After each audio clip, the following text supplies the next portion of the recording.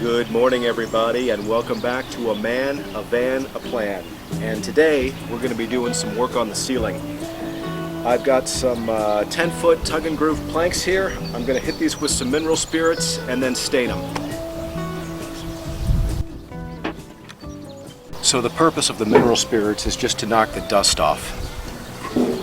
Makes your stain come out better. You also want to use it after you've sanded and before you finish something. So if you're going to put some polyurethane on, you want to hit it with some mineral spirits. You don't want to use water. Water will seep down into the grain of the wood and it'll just mess everything up. So use mineral spirits. It's not water-based, it's quick drying. And after you hit it, you wait 5-10 minutes and then you can go ahead and do your staining. Okay, I've got two different stains set up here. Early American over here and Puritan Pine.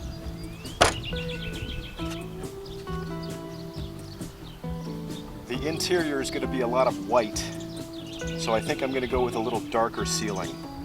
I like the Early American. Let me know what you guys think.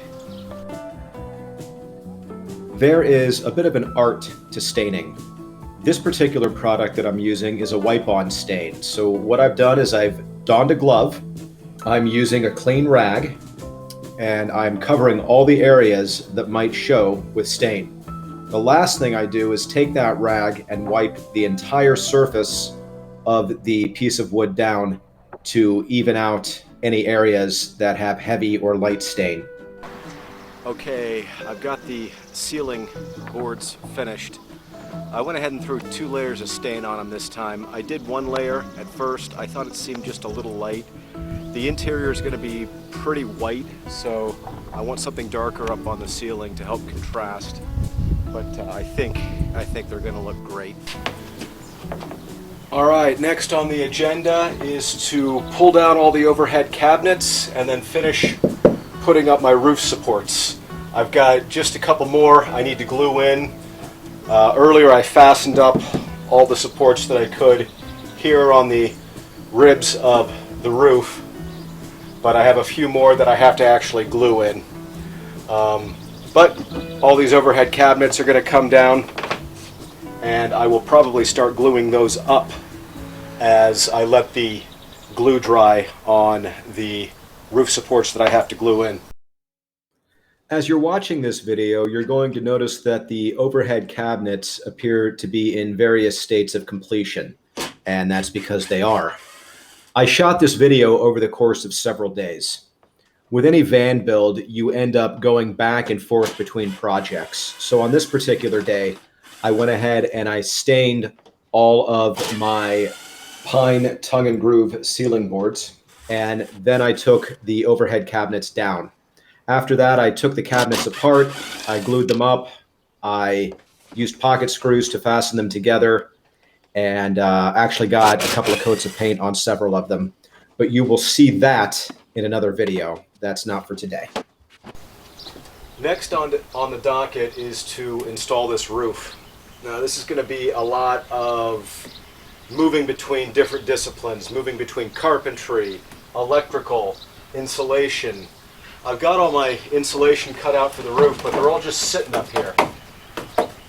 Everything's just loose. I've got them tacked up just temporarily with these strips going across my furring strips. I'm going to attach them kind of as I go. I tried to attach them earlier. I had furring strips and then I put my glue on and I wedged them up there like so. Then I drove around for a couple of miles and several of them fell out. So I decided to do it this way instead. I've got my first piece cut and lined up. I'm going to work from the center, and I'm going to work one way, and then I'm going to work the other way. I think getting this first piece up here is going to be the toughest. I had thought about using finish nails on the roof. I'm just a little concerned that with all the jostling, that finish nails won't be enough. So what I'm going to do is I'm going to use a combination of wood screws and then also wood glue.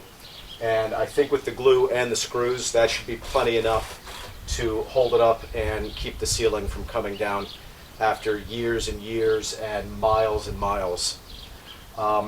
On my last van, I used a real thin cedar on the ceiling. I liked the way that it looked. What I didn't like was just how flimsy it seemed. It's just a little concerned that it wasn't quite hardy enough. I'd love to get like a 1/2 inch cedar and put that up there at some point, but with lumber prices being the way they are right now, it's just cost prohibitive. So I went with a 5-inch tongue and groove. So we're going to get going. Like I said, I think that getting this first piece up here is going to be the hardest because it is just me. I do already have it cut to length. Wish me luck. Let's see how we do. Looks good. Looks like we're going to be able to get our fan inserts right where we need them to be. So I'm going to go through and just add some screws.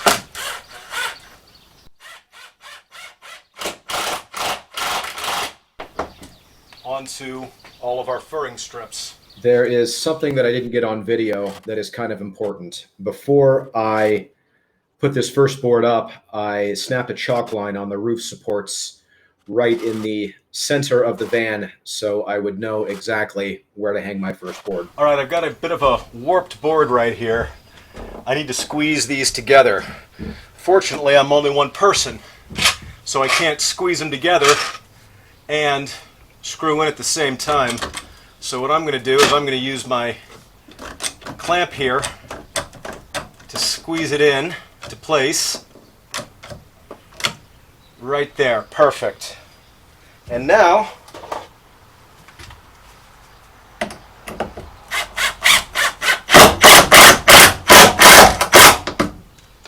I can put it the rest of the way in. So I'm just going to leave this clamp on here while I screw in the rest of my screws for this one. I have decided to pre-drill all of these holes because I don't want this wood to split. It's split in one spot already. I'm going to have to spend a little time filling that in, sanding it, and restaining it so it looks good. So I'm going to save myself the hassle from here on out, and I'm just pre-drilling everything.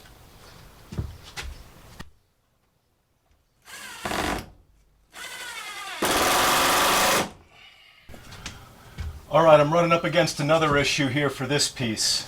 I've only got one furring strip up here that I can attach this to. That's not a huge deal because I'm just going to use some wood glue on it.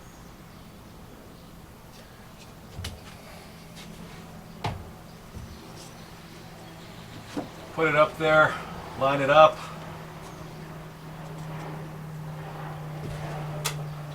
Drill my 2 pilot holes.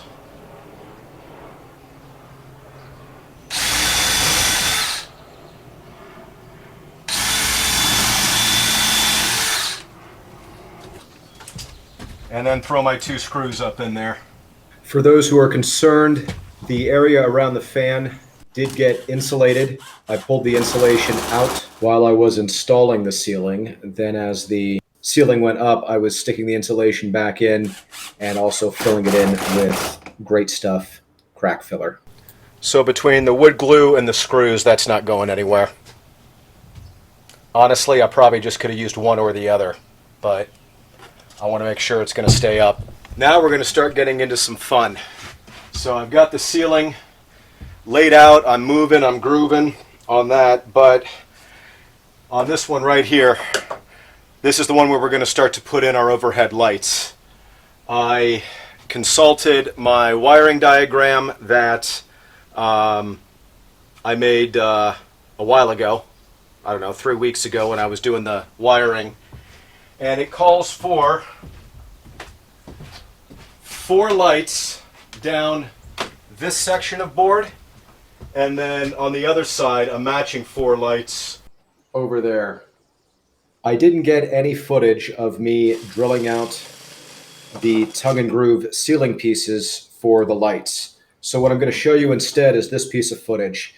This is me drilling out the cabinets for lights. The process is the same. I used a 2 1/4 inch hole saw drill bit to make my openings for the lights. Check your lights. Make sure that the diameter of your hole saw is the correct one for the lights you're using. They do come in all different sizes. But again, the process is basically the same. You lay out exactly where you want your lights, you make a mark in the middle of the board, and then you use the hole saw to actually make the hole.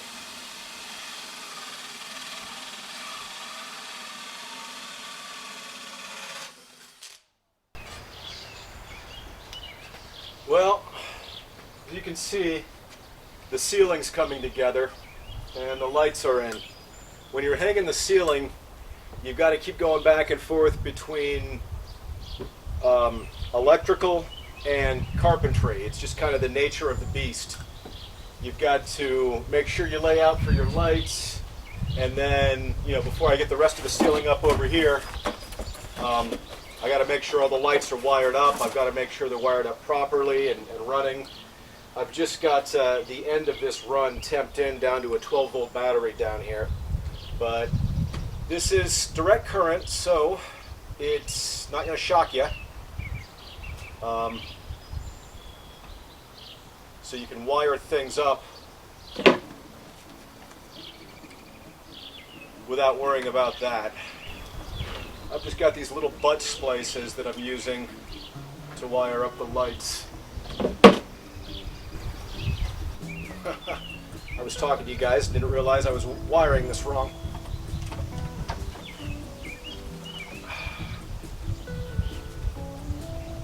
Well, I gotta cut that. Not a big deal.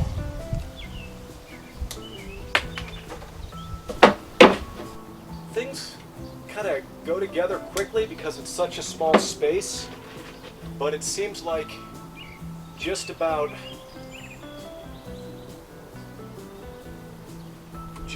every single cut you make, you've got to make some kind of specialty cut. You very rarely get to lay in a piece and just lay it in and cover a quick area.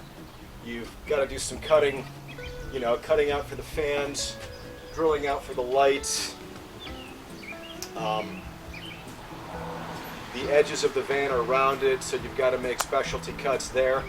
So it looks like it's coming together quick, and it is, but it's also just a whole lot of work.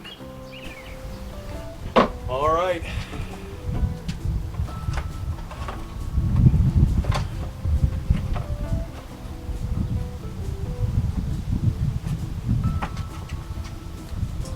These lights are in. I've got two more that are going to be on this circuit up front, so I'm going to go ahead and wire those up. Maybe I'll show you guys how I do that in quick time. There's just one thing I want to draw your attention to here before we close this video out, and that is the space that you're looking at right above my head. You'll see that I stopped putting in the tongue and groove ceiling pieces right there, and that's because that area is going to be covered by cabinetry, so you'll never see it. It adds weight, it adds costs, and you'll never see that area. In my next video, you'll see how when I put the overhead cabinets up, you won't even see that space. This is where we're going to end this video today. As always, thanks for coming along. Thanks for following along with the build. Get out there, keep adventuring, keep building, and we'll see you next time when we're going to be installing some overhead cabinets.